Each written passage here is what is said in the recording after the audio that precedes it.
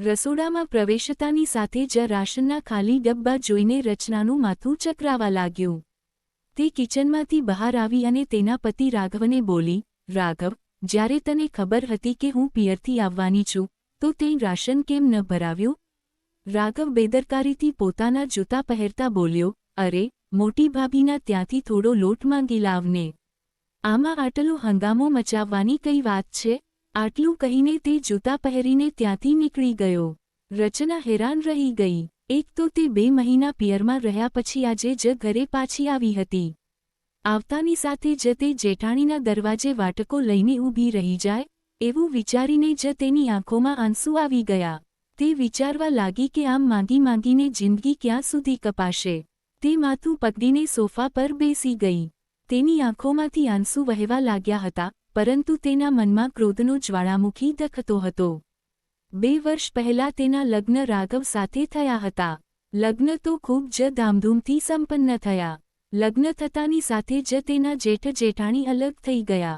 પહેલાં તો રાઘવ ભાઈ ભાભી સાથે જ રહેતો હતો કારણ કે તેના માતા પિતા આ દુનિયામાં નહોતા. ભાઈ ભાભીએ રાઘવને વધારે ભણાવ્યો પણ નહોતો અને તે નાનું મોટું કામ કરતો હતો. આ દરમિયાન તેના માટે રચનાનું માગું આવ્યું અને બંનેના લગ્ન થઈ ગયા. રચનાના પરિવારને લાગ્યું હતું કે રાઘવ પોતાની જવાબદારી સારી રીતે નિભાવશે. રાઘવ એક રાશનની દુકાન પર હેલ્પરની નોકરી કરતો હતો. ઘર ચલાવવા જેટલું તો તે કમાઈ જ લેતો હતો. પરંતુ આ દરમિયાન તેણે કામ પર જવાનું છોડી દીધું. રચના ખૂબ પરેશાન રહેવા લાગી. તે કહેવા લાગ્યો કે, હું મારા મિત્ર સાથે મળીને કોઈ બિઝનેસ કરવાનો છું. તું ચિંતા કેમ કરે છે? ભાગબટાઈમાં આપણને જે રૂપિયા મળ્યા છે, તેનાથી જ હું બિઝનેસની શરૂઆત કરીશ. મારે પણ જીવનમાં આગળ વધવું છે. ક્યાં સુધી આમ હેલ્પરની નોકરી કરતો રહીશ? રચનાએ તેને સમજાવ્યો પણ ખરો કે બધી મૂડી આમ લગાવી દેવી સારી વાત નથી. પરંતુ તેણે તેની વાત માની નહીં. 5 મહિના સુધી સંઘર્ષ કર્યા પછી તેના મિત્રએ તેને છેતરી દીધો અને બધા રૂપિયા ડૂબી ગયા. હવે રાઘવ ફરીથી નાની મોટી નોકરી શોધવા લાગ્યો. તેને એક કપડાની દુકાન પર હેલ્પરની નોકરી મળી ગઈ હતી. પરંતુ હવે તે ડિપ્રેશનમાં રહેતો અને દારૂ પણ પીવા લાગ્યો હતો અને ઘરના ખર્ચ માટે બરાબર રૂપિયા પણ આપતો નહોતો. રચના નાની નાની વસ્તુઓ માટે પણ તરસી જતી હતી. હવે તે પોતાના શોખ તો મારી શકતી હતી, પણ જરૂરિયાતોનું ગળું કેવી રીતે દબાવે? આ દરમિયાન રચના પ્રેગ્નન્ટ થઈ તો તે ખૂબ ખુશ થઈ કારણ કે આસપાસના લોકો પણ તેને પૂછવા લાગ્યા હતા કે, તું સારા સમાચાર ક્યારે આપીશ? પરંતુ 3જા મહિનામાં જ તેણે પોતાના અજન્મેલા બાળકને ખોઈ દીધું. ત્યારે તે ખૂબ ઉદાસ થઈ ગઈ હતી. તેની તબિયત સારી નહોતી રહેતી એટલે તે પિયર જતી રહી હતી. ત્યાં પિયરમાં તેના ભાઈ ભાભી અને મમ્મી પપ્પાએ તેનું ખૂબ જ સારી રીતે ધ્યાન રાખ્યું. 2 મહિના સુધી આરામ કર્યા પછી આજે જ તે ઘરે આવી હતી અને આજે તેણે જોયું કે ઘરમાં રાશનનો સામાન પણ નહોતો. રસોડામાં ધૂળ જામી ગઈ હતી. સૌથી પહેલાં ઉઠીને તેણે રસોડાની સાફ સફાઈ કરી. પરંતુ ચૂલો સળગાવતી વખતે તેણે જોયું કે ગેસ પણ બિલકુલ ખતમ છે. તેને ચીડ ચડવા લાગી કે આખરે રાઘવ આટલી બેદરકારી કેવી રીતે કરી શકે? તે પોતે તો ઘરેથી ચાલ્યો ગયો હતો, પણ તે આખો દિવસ ભૂખી તરસી કેવી રીતે રહે? આખરે તે પોતાની જેઠાણીના ઘરે ગઈ અને તેણે જણાવ્યું કે ઘરની હાલત શું છે. ઘરમાં કંઈ પણ નથી. તો તેની જેઠાણીએ તેને જમાડી દીધી. સાથે જ તેને કહેવા લાગી કે રાઘવ આજકાલ મોડી રાત સુધી દારૂ પીતો હતો. ઘરમાં એક ઝાડુ પણ નહોતું વાગતું અને તેણે તો એવું પણ સાંભળ્યું હતું કે તે કોઈ છોકરી પાસે પણ જાય છે. આ બધું સાંભળીને રચનાનો ચહેરો ગુસ્સાથી લાલચોળ થઈ ગયો. જ્યારે સાંજે રાઘવ ઘરે આવ્યો ત્યારે પણ તે રાશન વગેરે લઈને આવ્યો નહોતો. રચના કહેવા લાગી કે, આજે પણ તું રાશન લઈને નથી આવ્યો? તો તે કહેવા લાગ્યો, હું ભૂલી ગયો, તું લાલાની દુકાનથી ઉધાર લઈ આવજે કાલે.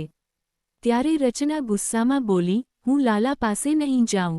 તે મને ગંદી નજરથી જુએ છે. આ ઘરમાં કમાનાર તું છે, તો આ બધી વસ્તુઓની વ્યવસ્થા કરવી તારી જવાબદારી બને છે.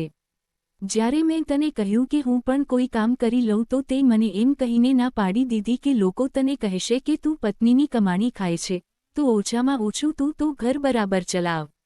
મારી નાની બહેનના લગ્ન પણ વર્ષ પહેલાં થયા છે. તેનો પતિ તેને કેટલો પ્રેમ કરે છે, તેનું કેટલું ધ્યાન રાખે છે. ઘરમાં કોઈ વસ્તુની કમી થવા નથી દેતો. અને એક તું છે, તને તું જાણે પોતાની જવાબદારીનો અહેસાસ જ નથી. ત્યારે રાઘવ ગુસ્સામાં કહેવા લાગ્યો, અરે તો તારી નાની બહેનના લવ મેરેજ થયા છે, તો શું તેનો પતિ તેને પ્રેમ નહીં કરે? આપણા ક્યાં લવ મેરેજ છે?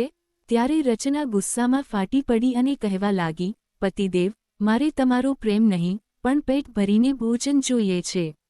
તમે તમારો પ્રેમ તમારા ગજવામાં રાખો, પણ ઓછામાં ઓછું ઘર ગૃહસ્થી તો સારી રીતે સંભાળો. હું 2 મહિના પિયરમાં રહી. આ 2 મહિનામાં તને પગાર મળ્યો હશે, તો એ બધો પગાર ક્યાં ગયો કે તે ઘરના રસોડામાં કંઈ પણ સામાન લાવીને નથી રાખ્યો? હવે રાઘવ આમ તેમ જોવા લાગ્યો. રચના ગુસ્સામાં કહેવા લાગી કે મને તારાથી આવા બિનજવાબદાર વર્તનની અપેક્ષા નહોતી.